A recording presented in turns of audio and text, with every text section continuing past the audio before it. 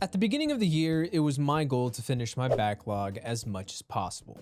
For me, during this time, it was important to go back to the classics that I missed out on and see what the hype is all about. The series that I wanted to tackle first was the Dark Souls series, and as you guys already know, I finished Dark Souls 1 and it was one of the most memorable games I've ever experienced. If you haven't watched that video, I recommend you do so. And with that, I wanted to see if the second game could top that feeling. Before coming to this decision, there was an internal debate. Should I go right into 2 or skip to Dark Souls 3 since it plays as a direct sequel to the first game, where DS2 seems to be its own separate thing, kind of like a spin-off. Dark Souls 2 also features some of the weirdest design things. One of the things I found out before playing was a stat called adaptability, a stat that pretty much controls how many iframes you have when dodging, a stat that in all honesty doesn't need to be in the game. There were also things like constant gankings, places such as the DLC areas, Iron Keep, Drangleic Castle. All these areas you will get cooked in, like well done steak. But after that brief debate with myself, I decided to sack up and play DS2. I didn't care what everybody else said. I didn't care if multiple Reddit threads argued against this. I wanted to experience things for myself. I was going to see for myself if Dark Souls 2 is actually that bad. And boy, I'm glad I played this game.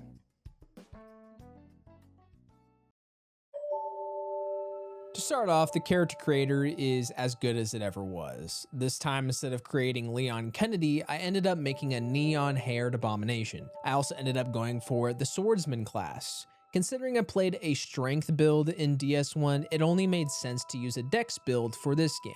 I also decided to get the life ring for my starting gift. This one was a hard decision to make, if I'm honest. The starting gifts in DS2 are not nearly as great as its predecessor. I was thinking about getting the human effigy, but I'm glad I didn't since I ended up having more than like 30 towards the end of the game.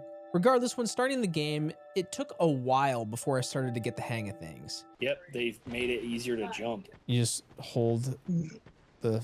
You start running and then you click down left stick. But after making my way out of the forest, I saw a faint light. What? Oh, Majula. that's right. Whoa. Probably the best hub area music in the game, in all 3 games, in my opinion. Majula puts Firelink Shrine to shame, dude. This hub area is peak. You have the beautiful water and waves crashing in the background, the sun shining down on the player and Majula's inhabitants. It was a place that seemed even more welcoming than Firelink Shrine was. Just listen to the music, man, it's incredible. This was also the moment when I found out that leveling was different in this game compared to DS1. Instead of being able to level up at any bonfire, you can only level up by talking to the firekeeper that's in Majula. I understand this change because in this game you are free to fast travel to any bonfire you found at any time as long as you're at a bonfire yourself. But also, I think it takes away the wonder of the world. What made DS1 so great was the level design, how everything eventually led to Firelink one way or another. Dark Souls 2 sort of has this, I guess. Majula is the center of everything in this game. From here, different paths lead you to various areas, but at the end of those areas, there isn't like a shortcut back. You're forced to fast travel. Without the winding road back, the wonder is sort of gone. You aren't going to magically find an elevator or path that leads back to Majula. You pick a path, go to the very end, teleport back, and do the same thing again with other areas. Does this take away the awe factor of the game? Absolutely not. But if this game had the level design like the first game, I think the criticism would have been a hell of a lot milder.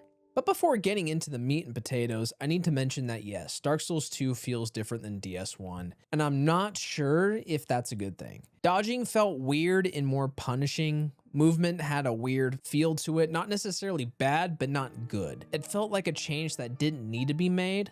The biggest difference I've seen with the game other than adaptability would be how healing works as well as damage dealt. Estus is back, but it got nerfed to high heavens, Jesus Christ. It takes so goddamn long to just take a sip of the thing. It feels like how I sip on a shitty protein shake. Not only that, but you don't heal instantly. It takes a while before you get back to full health. There's also the addition of life gems, and I have 2 different thoughts on this. On one hand, there is an infinite supply of them. You never have to worry about running out of heals, which is great and can make the game easier. It also takes a lot less time to use rather than your typical Estus heal. On the other hand, I just would much rather have the system that was in Dark Souls 1. If it isn't broken, don't fix it, you know? It was something to get used to, and I think that's what scared me the most about this game. Trying to understand and get used to seemingly unfair mechanics. It was the same feeling of starting Dark Souls 1 for the first time, being afraid of dropping the game. At this point, I was confused. I didn't have a clear indicator of where to start first, so I started shooting the shit with the locals. There's a dude near the bonfire up these steps and gives off the same vibes as the one dude at Firelink Shrine. He kind of spouted some nonsense, and if you talk to him long enough, you're offered to join his covenant, which I did, but never used any of the benefits of doing so. It was kind of the same thing as Dark Souls 1. Is this mostly an online type of thing? Let me know. The first place I decided to explore was a place called the Forest of the Fallen Giants. As far as first areas go, this place was pretty chill, for the most part. I didn't have awful ganks, it didn't have dark as hell areas, it was just standard. And as first bosses went, the last giant was an okay fight. It's your typical big but moves slow enemy. It took me a couple of attempts because of the learning curve, but after this, it was a piece of cake. But then the pursuer shows up. Who are you? What the fuck are you? What I love is the fact that you can encounter this guy even before the actual boss fight even happens, though it's very likely that you'll get your ass beat the first time around.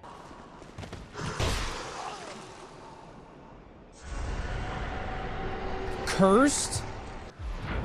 Oh, you found the pursuer, huh? Oh, he's a mean motherfucker. Ooh. I love that his moveset was fun to learn and isn't overly difficult, but that's the extent of the good with this boss. The bad is, well, overly bad.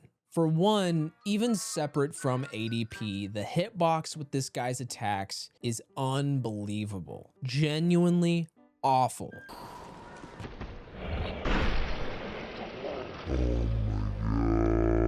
Lots of times I would roll at the right time in my eyes, and when you slow the footage down, the pursuer clearly hasn't connected their sword with my body, but I still take damage, and this happened constantly. Or there's times where I would rubber band where I'm not even near his attacks, but I'd rubber band into it, and it made things seem unfair. This was the start of my first gripe with Dark Souls 2.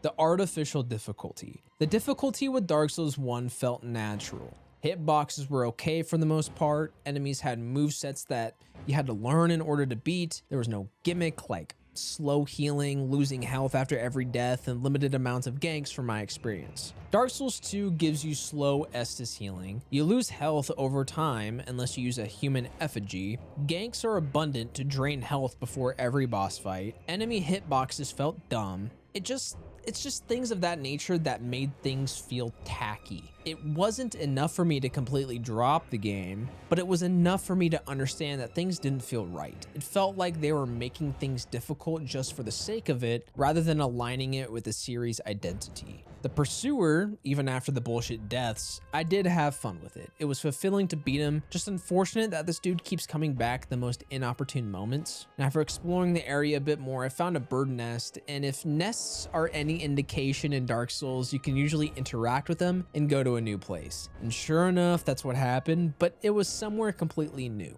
The Lost Bastille. This place sucks. I was stuck here for a while, and the enemies aren't that difficult either. It's just the sheer number of them. You have these knights that always come in pairs. I even opened a door that only led directly into an ambush of about 6 or 7 of them. I'm waiting for the jokes, guys. And not to mention, there's another pursuer fight.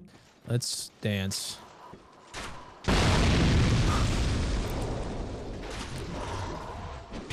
Buddy. Nope. Bob and weave. Where did you come from?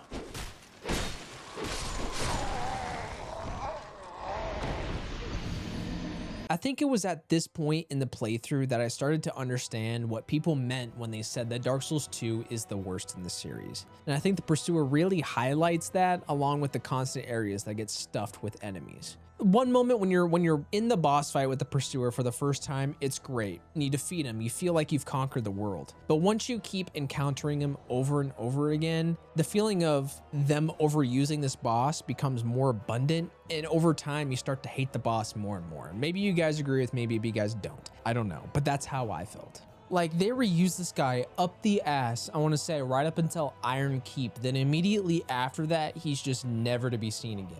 But like here in the Lost Bastille, he shows up like 2 to 3 times. It's crazy. And in those times, he was in one of the worst alleyways I've ever experienced in Dark Souls games. It just felt like they wanted to reuse this boss just to reuse him and not necessarily for a purpose. I know the reason is his name, but they don't keep it up throughout the entire game. He disappears at a certain point, so it's like, why, you know? And the area just felt crammed with shit. Dogs, archers, regular knights. It really started to open my eyes on why people hate Dark Souls 2, and I understand that. However, for some reason, I loved the game even though I encountered all these negatives. Because once I made it to the blacksmith along with the bonfire near him, that dopamine kicked in. The accomplishment of taking on a difficult as hell area and making it to the other side. It was the moment of, oh, I'm getting the hang of combat. I can do this. I can beat this game. Well, that was up until the Ruin Sentinels, because I hate this fight. The whole 3 boss thing turned me off so much. I just decided to use a double summon and didn't care at all. 2 was already a little much, but now you're saying I gotta take on 3 bosses all at once? Kiss my ass. Anytime I use a summon in Dark Souls, there's always a sense of regret. I feel kind of like a failure when I do it, which is why I avoid it as much as possible. But when it comes to these scenarios, I don't know, man. Like, thankfully this was the only boss fight that had 3 bosses. But after beating them, it was time to go deeper underground. There's this long hallway filled with water and ambushes. I had to take on the Flexil Sentry here before I got introduced to his own boss fight, which sounds about right because this dude feels like a boss, and it's incredibly hard to take him out with water coming up to my character's knees. I couldn't run or dodge, I couldn't do anything. The only course of action here was to just run. Leave me alone.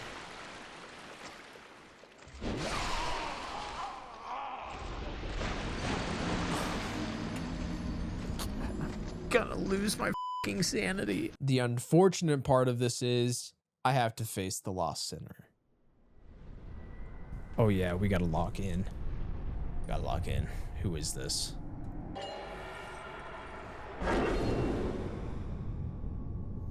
With the lights off? Bro.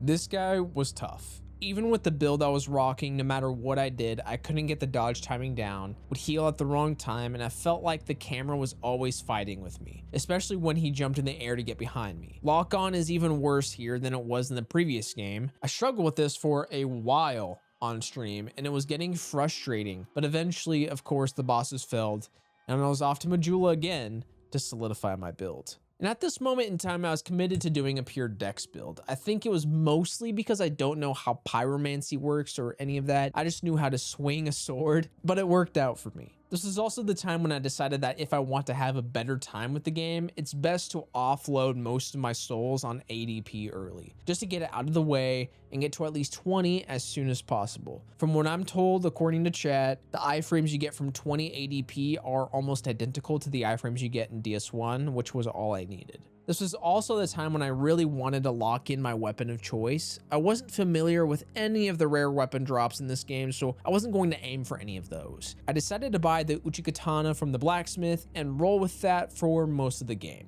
It had a decent dex scaling, which was perfect. I could have stuck with the rapier too, but I think I like the scaling and the moveset the Uchikatana offered a lot more.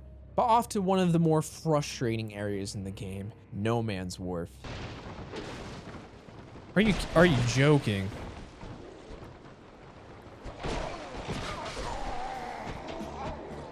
Oh my god. This place is frustrating because of the number of enemies that are in one place, as well as how dark it is. Not to mention, it's an area that I got invaded online for the first time. Invaded? You've got to be joking. This is not the time, dude. This is not the time to be invaded. Dude, why are you doing PvP? Pig Wilson, bro? John Pork is invading you, what? I don't even know where he's at.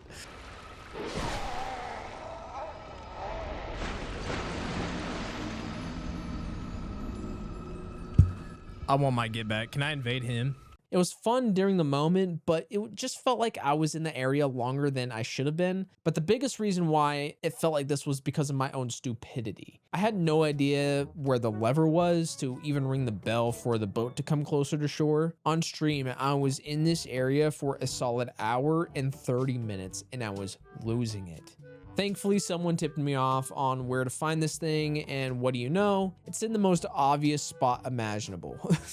I hate myself. After that whole fiasco, it was time to board the boat and fight the boss I mentioned before. Oh, I fought you before. What size century? That's right. It's about to break mid-fight. You're kidding me.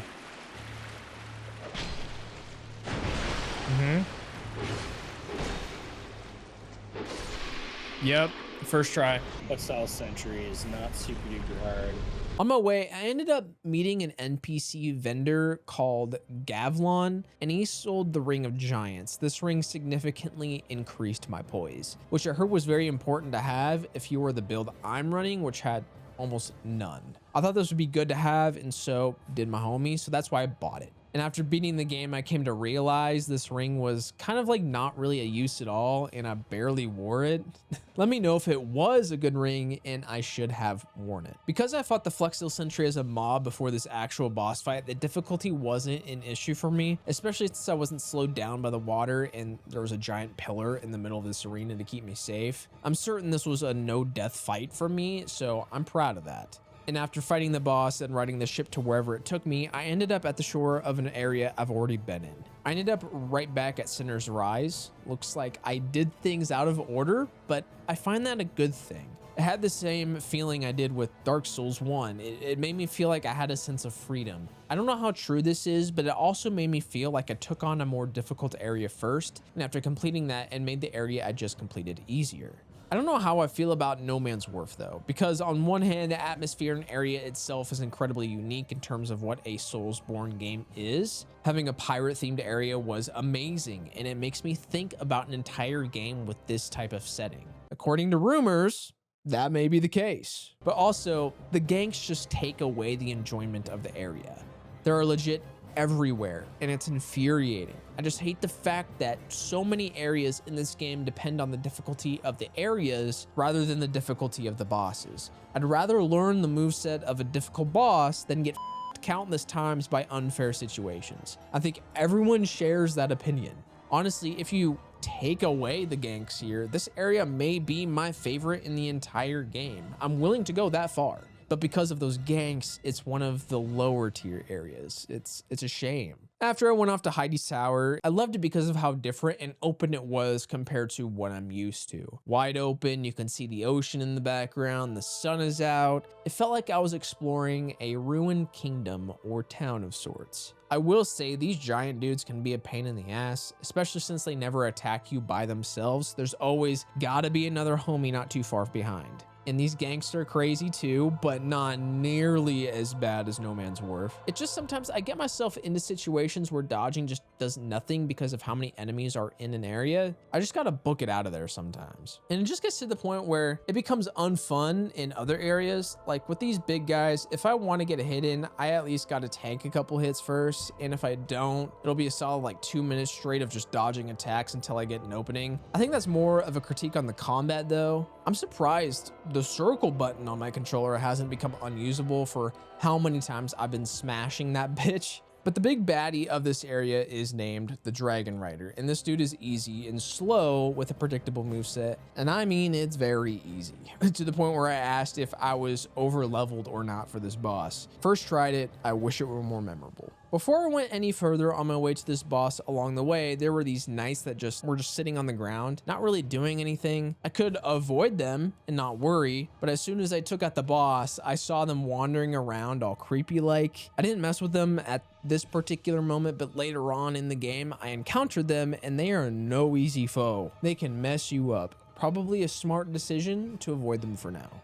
The only thing now was to head back to Majula and figure out a way forward. I chose to go down some steps in this tunnel area and found a woman standing in front of a key slot of sorts. There wasn't really a key, I guess. All I needed to do was pay up about 2,000 souls. It was annoying that I had to go farm souls for the shit, and once I got back from farming, I then realized I could pop some souls in my inventory. Gotta love it. Regardless, going down this tunnel had me worried. Spooky areas in Dark Souls means more difficult enemies. It's just a fact. I entered Huntsman's Copse, and it felt like I was playing third-person Slender with the type of forest I was in. This place is just foggy, which I loved. It feels like Dark Souls 2 stepped up the biome types over what they did in Dark Souls 1. It's fantastic. This area was difficult for a number of reasons though. For one, as it comes with every area in the game, ganks are in abundance here. But the worst part is honestly the cheap jump scares they do with enemies when they hit you. Something over here. Oh, no, no, no, no, no, no.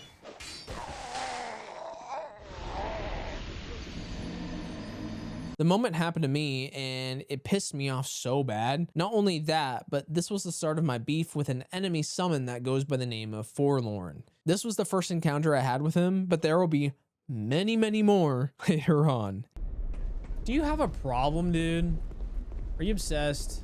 And of course, at the most in-fucking opportune moments. And it wasn't just him either. There was another invader that goes by the name of Rowena. This game loves to throw these guys at you. Maybe they did that with the first game and I just never experienced it, but I don't think I ran into one in Dark Souls 1. The boss I faced in this area was the Skeleton Lords, and it's one of the worst bosses in the game for the simple fact that he's easy and his whole gimmick is splitting into other enemies. It was a gimmick that didn't work and felt more annoying than an interesting mechanic. My reaction says it all. Skeleton Lord, wait, what? It's another three-way boss fight. Are you kidding me, dude? Oh my God, it's annoying. At least they all take a cumulative damage. Oh, what? This is a gimmick. I don't like this. I don't like this at all, actually. No. This is insane. What are we doing, guys? Oh my God. This is awful. This is genuinely awful. What is this boss fight? I don't know about this, Richard. This sucks. No, it's a fucking it's not a a great dog boss shit fight. boss fight. I ended up making my way into Harvest Valley. Imagine an entire area filled with poison. Lovely. This was also my newbie moment when it came to online features for the series. Rule number 1, never trust other Souls players. Harvest Valley? Who are you? Try rolling. Oh, poison. Yep. Why do they make it here? Because they're evil, like fucking Dark Souls. Fuck Dark And Souls also, right now. Don't listen, Wyatt. Don't listen to fucking messages, bro. You rolled through that shit. They did that to fucking meme on you. When you roll through it, it coats you in poison. It makes you, even if you hear it, you still keep getting poisoned because you're coated in poison. Of course, they would put interesting shit in the pool filled with poison. I collected a lot of these things, and most of them were souls, which is great, but I couldn't get everything because this poison was just annoying to deal with. The most annoying shit was in Earthen Peak. We had these ninja guys that poison you. We had these sorceress assholes who barrel stuff you with a fireball if you get too close. She straight up point blanked my ass. That's barrel stuffed me with a fucking fireball. And let me tell you, these bitches hurt. The walking mushrooms were annoying as well, but to a lesser extent. I also want to get this out there now. I don't think I ended up completing any side quests with other characters. And I do think that's a small problem with Souls games. I just don't care about these characters enough to even want to go through with these quests. Like, sure, if I see them in a certain area, I'm gonna exhaust their dialogue, but after I talk to them, I'm more focused on the next boss I have to defeat or the next area I gotta conquer. I'm not really thinking about the side quest with this specific person, especially since I don't think there's a journal of any kind to remind myself what I need to do. It's a nitpick, but in a grand scheme of things, it's not that important. And the reason I bring this whole thing up is this character, Lucatiel. They will show up in random ass areas, but I can't find them in others. Maybe I just need to look hard enough. I just know they have a semi-important quest chain that I just never ended up completing. But going down another line of disappointing boss fights, the Covetous Demon. This Jabba the Hutt clone is super easy to take out. Slow again. His attacks are slow. Just got to get up behind him and he's dead. And his health goes by quick. Not a boss that I need to spend a lot of time on. He's whatever. I started to realize that debuffs in this game aren't nearly as crippling as it was in the first game. Poison kind of felt like a death sentence without the items to cure it in Dark Souls 1. I could just pop a couple life gems here and everything's good.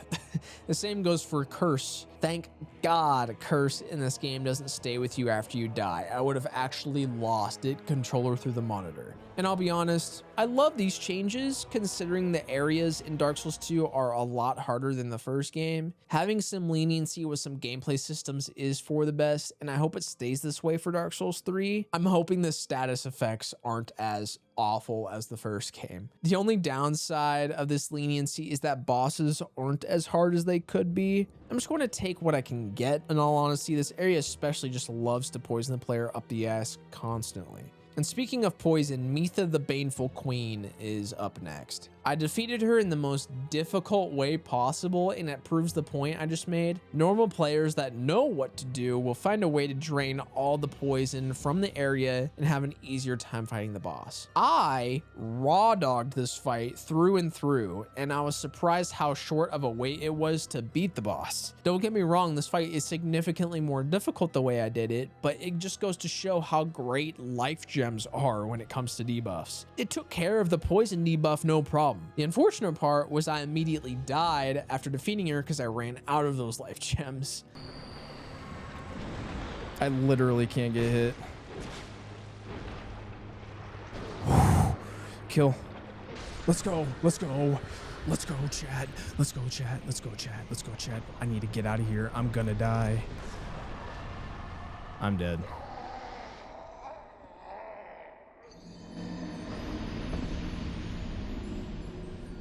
Now for the absolute worst area in the entire game, Iron Keep.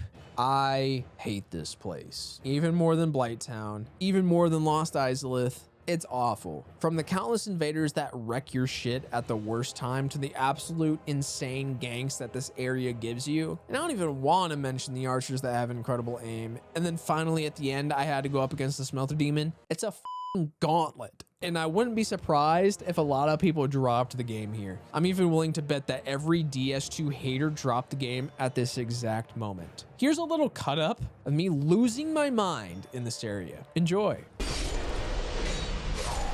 Yep. Oh my God.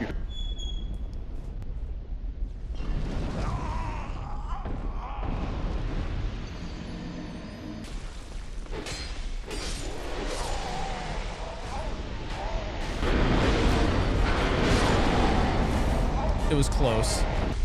Dude.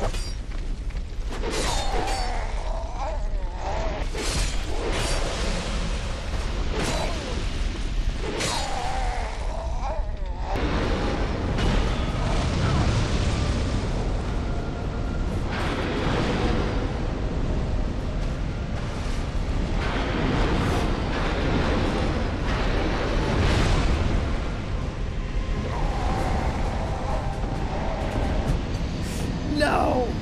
Remember that old meme of the dude losing it trying to get to the boss fog?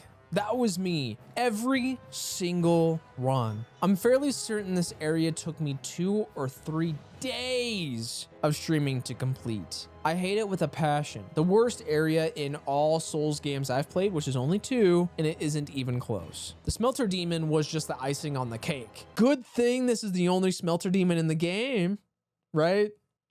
Right? In all seriousness, they really overdid it with the Iron Keep. There's no reason why I should have a dozen knights up my ass. I know you can take the long way, defeat every knight lots of times to just clear out every enemy in the area, which is what I did. But I just found this place to have bad enemy design and placement. It felt like performative difficulty rather than thoughtful. Hopefully that made sense. And it doesn't even stop there. Even after you defeat the Smelter Demon, you get another encounter with the Pursuer. With the level I was at, he's no problem, but it was the last time I ever saw the guy. What was the reason for his placement here? Why does he never show up again? It's this type of stuff that made DS1 much better than DS2 in my opinion. At least in Dark Souls 1, there was a reason behind every boss and enemy placement. This feels random. After this fight, you go through another gauntlet of ganks. The overwhelming enemies in this section just made it a fucking slog. Even for someone like me who was having fun. Easily the worst area. But eventually I do make it to the old Iron King, and compared to the area before him, this fight was incredibly easy. I was under him the entire time, and it seems like that was the key to taking him out. Going back to Majula, I cemented my build once more and went in a direction in which I found this dude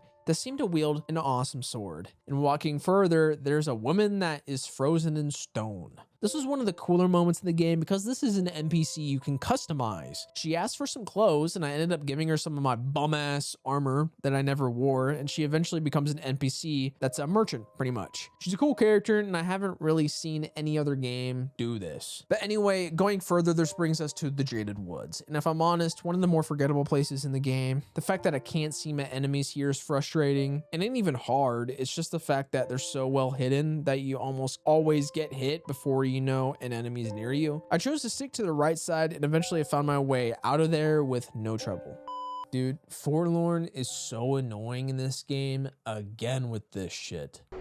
Invaded by... Dude, Forlorn will not give it a break. He will not give it a rest, dude. Just hang up the cleats, okay? Hang up the sword. It's not happening. I'm on, Forlorn. You little bitch. Bitch.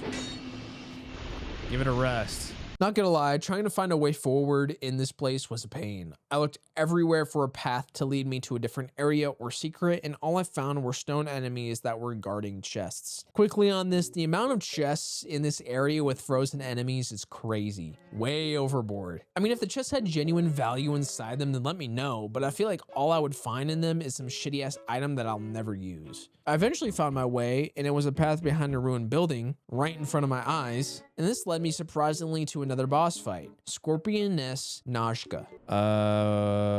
What the fuck? Oh no.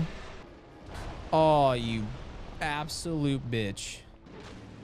Oh, you're just a pushover. Jesus. Easy, as simple as getting close and behind so she can't hit you. Not memorable at all, not in the slightest. But this leads me to a place called the Door of Pharos, an entire area dedicated to the Pharos stones that you collect through the entire game. From what I was told, this place is sort of optional to a certain degree, and on top of that, I had nowhere near enough Pharos stones to explore this place, so it was time to teleport back to Majula and look up a guide on where to go next. And I kind of felt stupid looking up a guide because the dude was like right next to the pit in Majula. So I talked to him, and I had the option to drop a ladder down here. My chat during the stream also informed me that it was probably best that I purchase the ring sold by the cat. This ring makes it so fall damage is negated by a lot. Helpful for jumping down onto these wooden platforms. Yes, the ring was helpful, but this section was all it was helpful for. Totally not waste of souls. At the bottom of this area was a place called the Grave of Saints.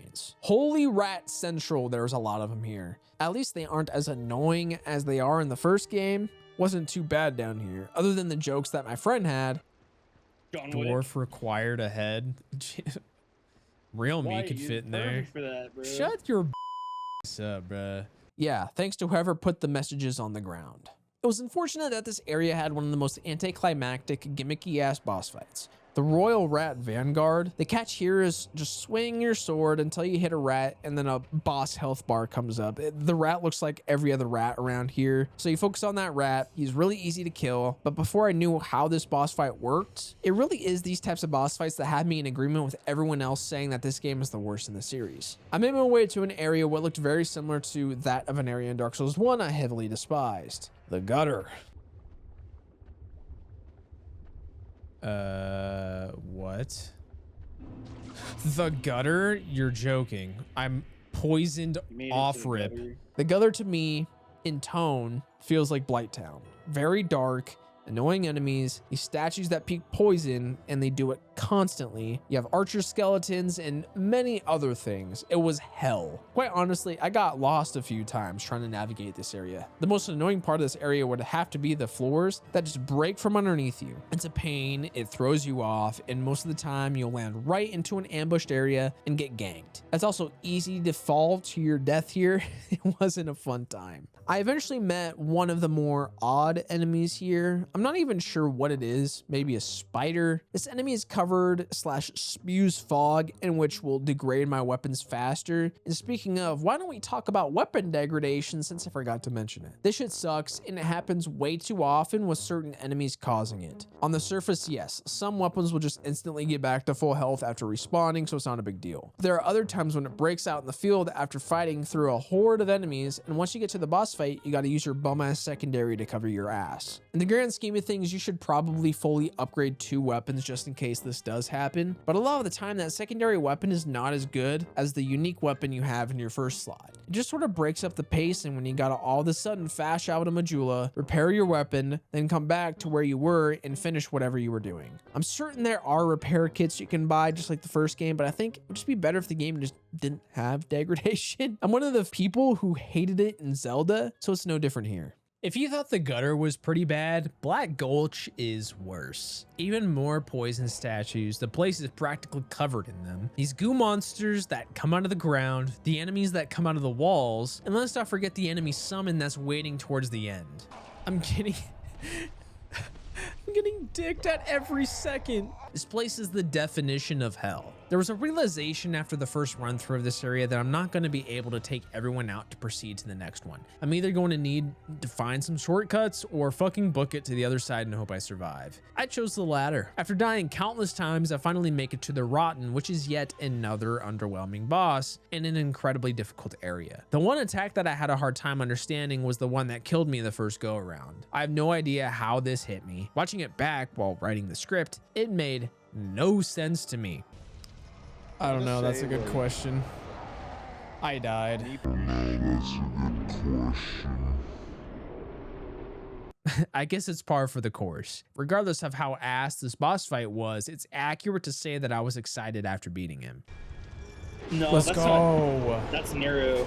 He has a connection. go. So he tries to. But upon defeating him, I went to Brightstone Cove. And before anything, I do want to comment that it felt even more evident now that the level design in the first game is miles ahead of what it is in Dark Souls 2. Things felt so segmented here, and Majula felt more like a barrier between everything rather than a hub. I know it's already something I mentioned before, but watching it through the footage, it's glaringly evident. There was wonder upon coming back to Firelink, the surprise of realizing that this world you're playing in is intricately connected in a way that felt unique. Regardless of starting in the catacombs or going through the Berg, you will circle back around at some point. Dark Souls 2 does this shit so weird. Shit like starting the game out in one area, and upon completing, you come back to Majula via fast travel just to go to a complete opposite direction you initially took without any indication. You never loop back to Majula, you almost always hit a wall. The best thing I can say about Brightstone Cove is that it's fine.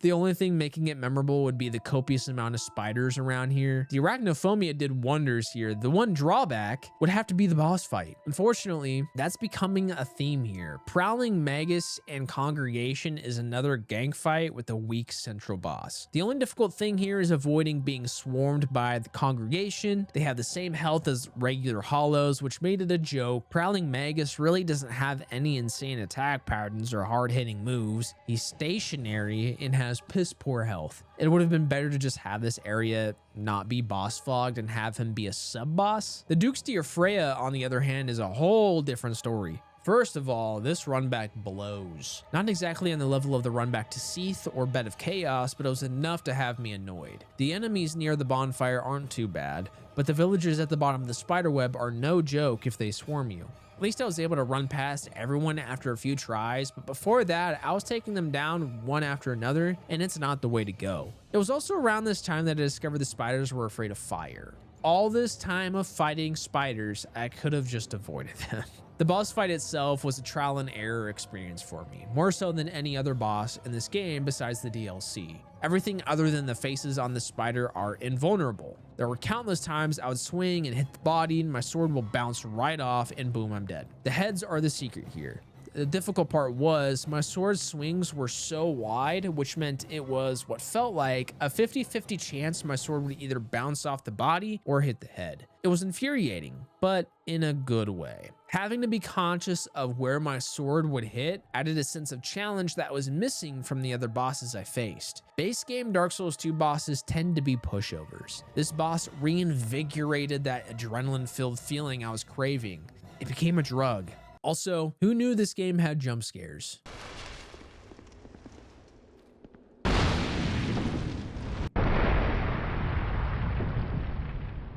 Damn it, Dark Souls. Obviously, I was scared of the jump scare itself, but I think I was mostly scared of the number of souls I had. I didn't want to lose that shit from a scripted bonfire explosion. This monster thing tells me that I should seek out a person called Vendrick. Before anything, I'm just gonna say I never ended up talking to this Vendrick fellow. It was a total accident. I imagine multiple times I walked by the room he was in or something. Anyway, safe to say I'm probably not getting that alternate ending.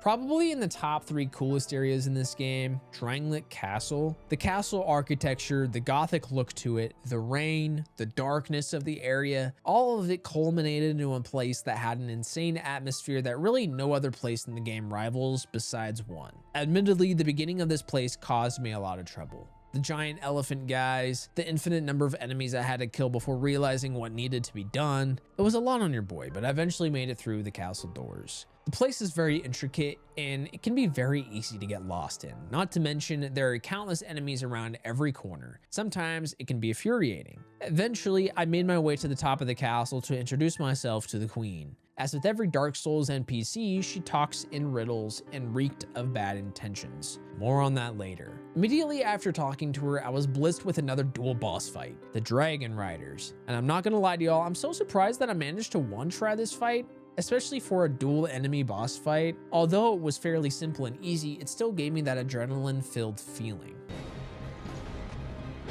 Dead. One tried. It was a bit of a maze trying to find where to go next in this castle. Each path led me to a dead end, or it was a door that greeted me to these assholes again. But eventually I found a door that opened into a hallway filled with metal statues of men that stretched the entire hallway. Considering this is Dark Souls 2 we're talking about, we all know what will happen next. Getting through this place is a nightmare, and these guys are no joke.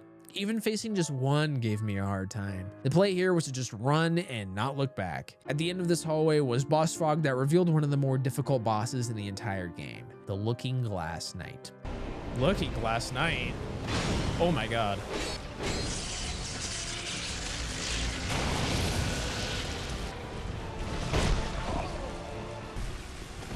Oh my god.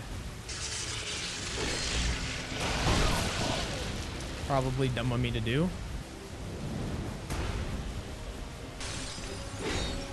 Oh, this sucks. Kind of cool though.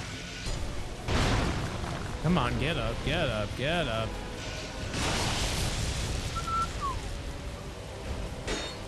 Hit the boss. What are we doing? Oh my god. God damn. I love this boss fight because of how unique his moveset is. There's a certain action he has where he can summon an invader, and if you're playing online, it has the potential to be a real player. It adds a certain difficulty factor that you would think would be gimmicky, but in practice it isn't. It's one of the more fun bosses to fight in the game. His lightning attack was quite annoying though. A lot of the time the lightning would hit me when I wasn't looking, but eventually after a couple of tries, I came out victorious in the end, albeit with an intense ending. I was starting to notice that my damage was a lot better than it initially was, and honestly, it's all thanks to the Black Steel Katana that I picked up earlier. From the start, I wanted to go with a dex build, and this weapon was perfect for it with an S-tier damage scaling. At plus 10, this thing is amazing. There are some fights where I opted to use dual katana, which was a blast with power stancing, although this isn't holding a candle to the Black Knight greatsword I had in the first game. This thing is holding its own though, quite well. Shrine of Amana was a place I was warned about in my Instagram comments. I was scared going to it, but after experiencing this place, it's not that bad at all. At least compared to Black Gulch or Iron Keep. Don't get it twisted though, this run back is actual cancer. With the ugly dudes coming out of the water, the spellcaster guys shooting you around every corner. I hated the water. In certain areas, the water on each side can be a death sentence. And as someone who may or may not be fighting a giant enemy on a very narrow walkway, that is a very, very bad thing. No. No. At the end of this place, the Demon of Song, who initially was difficult for me, I had no idea what to do. I know some of you in the comments are going to say, bro, just hit him when he isn't hiding. Listen, I know. I was just being stupid the first go around. The second go around was much more successful with him being defeated. And just to circle back around, I could see why people dislike this place though, but if we're honest with ourselves, it's relatively easy, at least compared to the other areas in the game. The Undead Crypt is one of my least favorite areas in the game. For one, the place is just extremely easy to get lost in, not only because the hallways kind of all look the same, but also because it's super dark and it can get ganked very easily. There was this room that gave me an insane amount of trouble. It's the room with the rocks everywhere and it just fucks with your movement. The skeletons just don't care and will mess you up regardless. I died here more times than I'd like to admit. Wasn't fun in the slightest. There's also this one hallway with boss fog at the end that has like 2 big dragon rider knights, as well as other smaller knights that was a pain. It's just gank after gank in this game. It's slightly bearable at the start, but now it's starting to get fucking old. Velstadt was a boss that infuriated me because of one move.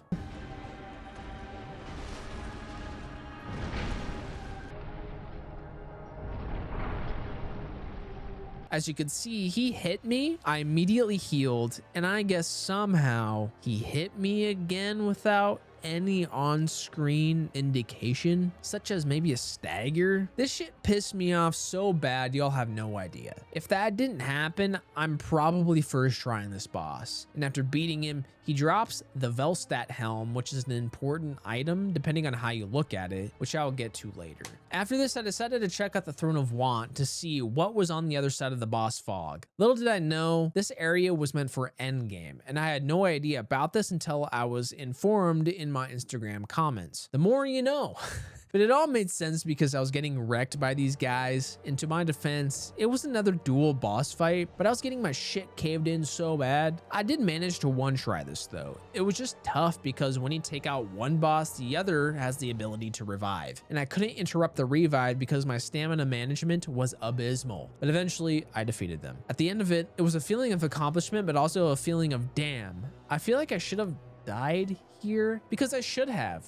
Countless times during the fight. At least I didn't summon though. But because we aren't near the end of the game yet, we gotta walk out of this area and figure out where to go next. Continuing my journey, it brought me to an area in which I'm greeted with a giant skeleton dragon, which is one of the most metal things in this game. But immediately after I saw a giant toad, so maybe not so metal after all. I sort of view this area as a lead up towards peak, because after you get through these hallways filled with giant club wielding monsters, you hit a boss fog that hides one of the coolest bosses in the game, the Guardian Dragon. The boss itself isn't all that cool, it's just a dragon after all, but the boss's arena is what makes this thing great. The arena almost looks demented. It looks like it was put together with just sticks and metal. And looking deeper, it looks like the dragon was kept here against its will? Maybe it was a pet? This place looks very similar to a birdcage, but scary looking. But after first trying that boss, I stumbled across something incredible. If there was an Anor Londo moment in this game, this would be it. I'm welcome to a place called Dragon Airy, a place where dragons roam free in the sky. A good thing for me is that none of these guys attacked.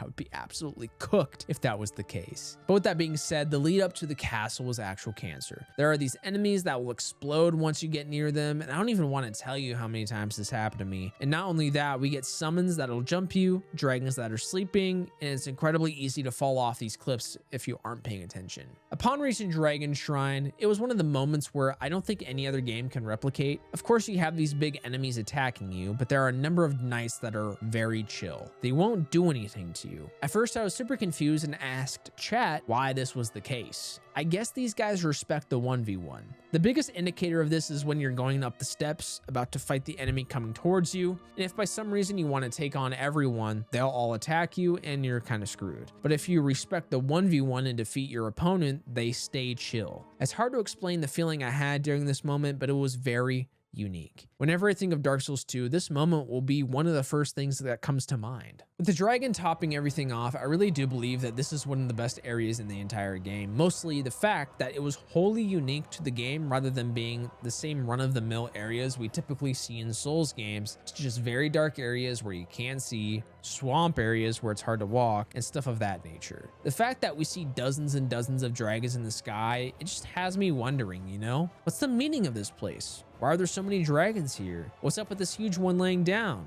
Was he one of the elder dragons that fought the gods? It's enough for me to go back to this game and find out myself. It was the tipping point for my love of the game. The The dream area was pretty insane. Cannons flying everywhere. Clearly a war is happening, and the enemy I had to face was at the other end of this long walkway. The Giant Lord was an actual pushover though, similar to the first boss I fought in this game. What dropped was the Giant Lord's souls, as well as the kinship. And with that, I think that's all I need to hit endgame. But before that, let's dive into what saved the entire playthrough for me, the DLCs. Well, maybe not this one. The Crown of the Old Ivory King DLC fucking sucked. At least for me. The only redeeming quality of it would be the final boss. We'll get there, don't worry. Entering the Shrine of Winter and getting welcomed with a blizzard was honestly great for me. I believe this is the only area in Dark Souls 2 that has snow. I love the change of scenery, but after that, it's non-stop ganks in this place, just pure pain and misery from here on out. Like I was saying, the biggest issue with this place is the countless ganks everywhere you go. That includes the damn boss fight. And that, coming from someone that didn't even realize I could fight Big Ass Cat a second time along with his buddy, I heard that trek to the place is genuinely terrible. The ice guys with their bows caused me more problems in this area than regular guys did in the base game. Guys at the end of hallways waiting to snipe you while you're running away from other enemies. The sword guys hiding in corners waiting to strike you while you're fighting his homie in the same room. Dogs, can't forget about those guys. And just for the love of the game, they put ice giants here as well. All while there are rarely any bonfires to be seen. This place was hell if it was cold. This was a personal thing that may not have affected anyone else, but I had to go through this entire loop a second time because I didn't realize I needed to free 3 other knights to even stand a chance against the final boss. Going through this a second time was maybe even worse than the first and solidified my hate for it, which is so unnecessary. At least the first boss I faced matched the difficulty of the area. Ava, the king's pet, reset the difficulty curve. The bosses leading up to her were a piece of cake. A lot of them I was first trying and rarely getting hit. Running into Ava was like going full speed into a brick wall. Stamina management was a problem. Understanding when to dodge and heal was a problem. The attacks are fast and at some points unpredictable, at least for me. The attacks hit hard, and the worst issue was attempting to hit and completely whiffing, making myself vulnerable. And unfortunately, it got to a point where yes, I needed to summon. Wasn't my proudest moment because I felt like I could have won this battle if I stuck with it, but whatever, gotta live with the decision and move on. The final boss was unbelievably tough, but incredibly rewarding. In the moment of facing off against him and dying over and over again, I hated it truthfully. But after the fact and going through the footage, this boss was extremely memorable. The Ivory King and one other boss made this playthrough what it was. I tried to fight this guy before grabbing all of the knights, and the first wave of enemy knights whooped my ass so bad.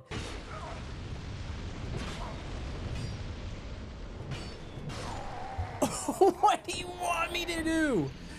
Oh, I'm gonna lose it. I should have understood what I needed to do earlier, considering I had only one knight homie going up against countless waves of assholes. But I finally understood after bashing my head for a couple of hours. Going back to him with more homies helped for sure, but I was still getting my ass whooped repeatedly. I was getting angrier and angrier after each passing attempt. It got to the point where I had to take a couple of breaks here and there.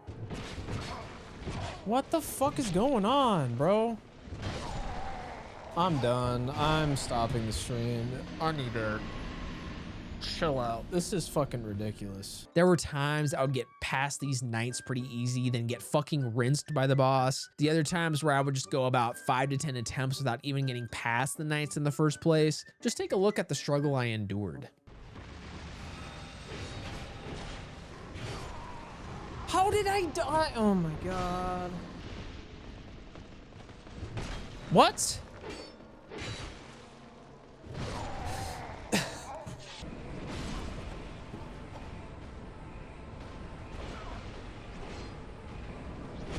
Dude, what? Oh my god. Bro, what?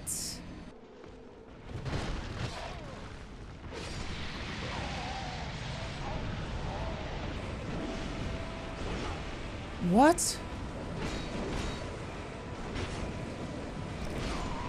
What? Finally, though, I beat the Ivory King, and it was one of the best feelings I ever had in gaming. It brought me to my knees.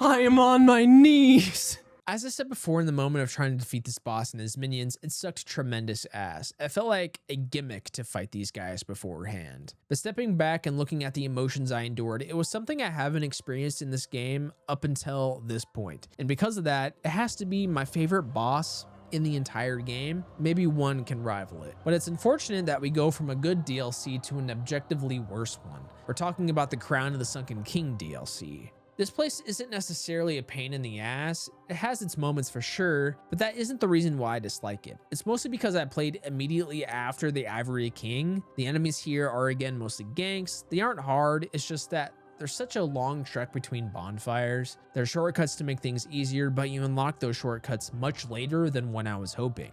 Shulva, the first area I encountered in the DLC, wasn't that bad if I'm honest. It just felt very samey when compared to other DLCs in the game. I guess the unique thing here is being able to change the environment in a way, such as being able to engage and disengage the pillars. In all honesty, this is a traversal thing that didn't add much, but it was fun to fuck with enemies by engaging and disengaging, and at times came in pretty clutch. Dragon's Sanctum is a whole other conversation entirely. The first enemy to give me trouble here was the ghost dudes. Initially, I had no idea there were bodies on top of the coffins that I would have to take out, so I was swinging at oxygen for a solid 5 minutes before I realized that I was missing something. At first, I thought maybe it was similar to Dark Souls 1 where I needed to look for like a transient curse. The solution was much more simple, obviously, but even then, these guys were a fucking handful to deal with. It ain't a 1v1 either. I gotta go up against 2 of these fuckers. And it ain't even just in this area either. There's a place where I had to jump down and grab an item for something. There are 2 patrolling along with the ranged enemy lurking around. I could not catch a break. At the end of the area is this large pond that is covered with large enemies with a decent health pool. I tried to take them all one by one, but that quickly got shut down after more and more showed up to gank me. I made the smart decision to beeline it to the bonfire or run for my life until I could use the item to access the boss arena. Keep in mind that being in this pond slows me down as well. It's one thing after another. Sin the Slumbering Dragon was a headache. Although the lock-on in Dark Souls 2 has improved over the first game, it still isn't great when locking on huge enemies such as dragons. This was messing with me the entire fight, and a lot of the time I found myself dodging for 80% of the fight or waiting for him to stop flying. I am finding it a little bit bullshit though that he keeps moving. I just find that elongating the battle way too much. All you have to do, like, you just move constantly, and it's like without hitting for about a minute. In a game where the main draw is the boss fights, it's quite odd to have a boss that's in the air for quite a bit of time. It was also disappointing to see that I don't get an item after cutting the guy's tail off. I say all this, but in the end, I respected the difficulty of this boss. Not the hardest out of the DLCs by a long shot, but definitely harder than the base game. It's just unfortunate that the DLC itself isn't really anything to write about, and it's also very short. I want to say like max 3 to 4 hours for this DLC, if even that. The last DLC I finished would be Crown of the Old Iron King, and oh my god, the difficulty jump here was fucking insane. The hardest DLC out of the bunch by a long shot, and it makes sense that this place starts in Iron Keep. Fuck this place. I knew this place was going to be different because of the first enemies I faced. Listen, they may not have a lot of health, and I can one-tap them at points, but they are not to be messed with. They can do the same fucking thing to me, and on top of that, they're never alone. One of the worst offenders of this would be this one area where an iron giant is guarding a door with a few knights walking around. When I dropped here, it's almost an instant aggro for everything. I couldn't run or escape. I had to fight this one out. Over and over again, I would die. Brother, roll. Oh my god.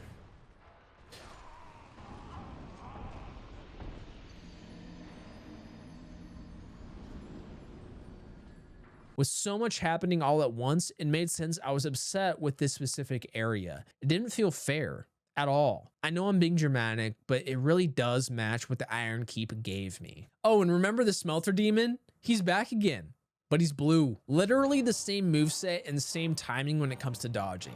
At least in my experience, the only noticeable difference may be the blue Smelter Demon probably hits harder, but that's about it. But I think this goes without saying, this doesn't mean that blue Smelter Demon was easy. He absolutely isn't. I died about 10 times here and was fuming afterwards. What? Pulls out a move he just hasn't used before. I love that in games. I love that so much. The only thing going through my mind during this fight was, why reuse a boss? I don't understand it. I want something unique like the other DLCs. This felt cheap. But this next boss changed my entire outlook on the game, no bullshit. Fume Knight broke me in the best way possible.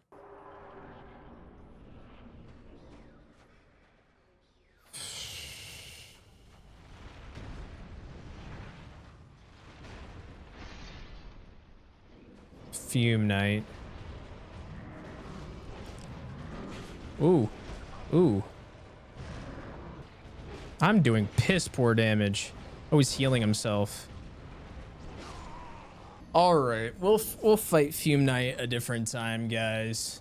Fume Knight was the most difficult boss in the entire game. I'm even going as far as to say that he's the hardest boss I have faced yet in this series. Puts Artorias and Manus to shame.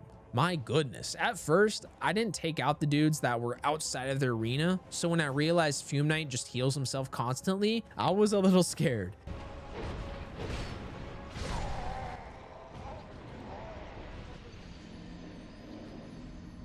This is getting real annoying. Even after taking them all out, I was still getting my ass spanked. It got to the point where I had to end the stream and sleep on it. I didn't want the game to get the best of me, but it did that night. The next night, though, was a different story. After trying a couple more times and failing, my chat told me I should head back to Majula and get the Velstadt helm so I can skip the first phase and go straight to the second in hopes so I can learn the attack patterns faster. After all, it was the second phase that was putting me into the ground. So after getting this helmet with the plan of learning the moveset, I ended up defeating Fume Knight, and it was insane.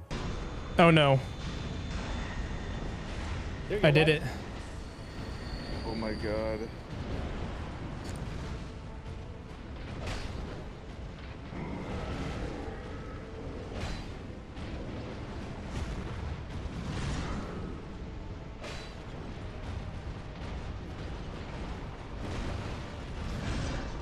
Greedy. Moose mouth away from Mike. I credit this victory honestly to not using lock-on. Lock-on has been finicky with me throughout the entire game, and during this fight, it was at its worst. With that in mind, I was like, fuck it, let's ball, and it worked. My immediate reaction after the fight was very subdued. It was because in the moment, I hated this boss and was happy to get it over with. I was also just ready to finish the DLC. Not because the DLCs were bad, it's because I was getting my ass kicked for days at a time. It gets to you, I'm telling ya. But after thinking about this fight some more, mostly towards the end of the game, I loved it. It was extremely hard, but rewarding. Extremely rewarding. I still think my favorite fight ever in the series is still Artorias, but Fume Knight is a close second. Wait, yeah, what's your favorite boss so far? My favorite boss? Yeah. That's a good question. Probably Fume Knight. Really? Yeah. Thought you hated Fume It took Knight. you like 80 I hated it tries. during the moment, but afterwards. You gained respect for the Fume Knight. He's a good boss. He's actually very good. Yeah. He's probably one of the best bosses in the game, in my opinion. I was warned that this next fight was even harder. Sir Alone. It was probably because I had 2 summons for this guy, but he was a lot easier than Fume Knight. The difficult part of this entire thing was the damn run back. Oh my god, was it awful. Somehow, some way, when first entering this dream area, I was able to run past every enemy twice. But the next day I loaded the game back up, I could not for the life of me do anything of note. I couldn't even make it to Sir Alone himself. At that point, I bit the bullet and summoned 2 homies. My goal was to use them only for the run back and fight Sir Alone 1v1, but these guys somehow survived the run back and I had no idea how to banish my summons. I wasn't complaining though. I could use all the help I could get, but with that said, I beat Sir Alone first time with these summons, and I thought for sure them and I weren't going to make it, but here we are. I think even if I did fight this guy 1v1, I would have liked Fume Knight a lot more. When it comes to judging the DLC, the best way I could put it would be that it saved the base game for me. The DLC areas were a lot more interesting. The bosses were miles better and more difficult, and even the non-main bosses were amazing. Minus Blue Smelter Demon. That was a whatever boss for me.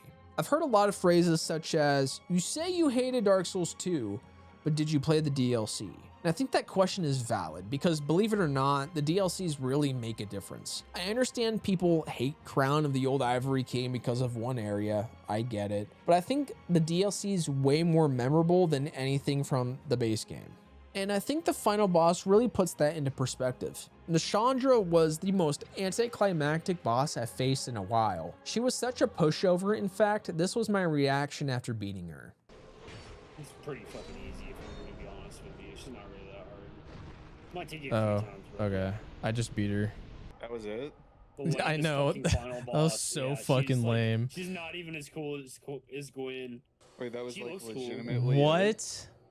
Yep. Guys, I'm 16 minutes into the stream and I'm already beating the game. That's fucking crazy. You're like, damn, dude, this is gonna be a 6-hour stream. It's gonna be really tough, man. It's probably gonna take me a while. I know I'm not the only one either, because after scouring Reddit for people's thoughts on the ending, if you do the DLC, you're going to be severely overleveled for the final boss. But I feel like with the QOL updates for Scholar of the First Sin edition, I would think they would rebalance everything with the addition of the DLC, but I guess not. And I think that disappointment from the final boss soured things when it came to the actual ending. It was so bland in my opinion. Our character of course takes the mantle and gets locked away, but after that, we get nothing. It just sort of ends. And I get the Dark Souls series story is supposed to be ambiguous, but the first game balanced it well. I understood the meaning of the ending and the weight behind it. Maybe it's because the journey in Dark Souls 2 was a personal one compared to the previous, where our decision affects the fate of the rest of the world. But the story and ending in this game was far worse. I'm not going as far as to say that DS2 was a bad game, because it clearly isn't. Like at all. The people who hold that opinion, I just don't understand. If I were to answer a question on if it's worth playing this game over jumping to DS3, the same question I had, I would undoubtedly say yes, play DS2. In my journey, although is worse than DS1, the memories I had in this game were 10 times more abundant. My first interaction with the Pursuer, going through the gutter for the first time, being in awe when encountering the Dragon Castle, fighting for my life trying to defeat Fume Knight, all of those things I will never forget, and whenever I decide to play this game again, I will be excited for those things. Does that mean it's better than Dark Souls 1 though? No. I believe the level design of the first game, along with the easy to understand combat, the lack thereof with ADP, and the progression of things, yes, DS1 is the superior game. But please, for the love of God, stop saying DS2 is a bad game. It's not. Play through it again. You may change your mind. But that's my journey through Dark Souls 2. I'm so glad I played this game, because when I look back on my journey, I'm not gonna forget it. I'm not gonna forget Dark Souls 1. When I think of the entire series, I haven't played DS3 yet, but when I think of the entire series, I'm really gonna think back on DS2. Because yes, it was hard. It was kind of a slog at times to go through, but in certain instances with games, I feel like it makes it more memorable, you know? I don't know if that makes sense. But anyways, guys, thank you for watching. That was a long video. Hopefully you guys enjoyed. Hopefully you guys enjoyed the first video for Dark Souls. If you haven't watched that, please go watch that. It's a great video. I'm very proud of it. I think the next game I'm going to cover is going to be Dead Space. That's the next game on the backlog. We're going to have to get through Dark Souls 3 at some point, because if you guys don't already know, this fall, starting in September, it's going to be, there's just lots of games coming out that I'm going to have to add to the backlog. So we may have to put Bloodborne and we may have to put Elden Ring, push that into next year. Thank you guys for watching this long ass video. Tune in for the other videos coming out soon. Take care, everyone.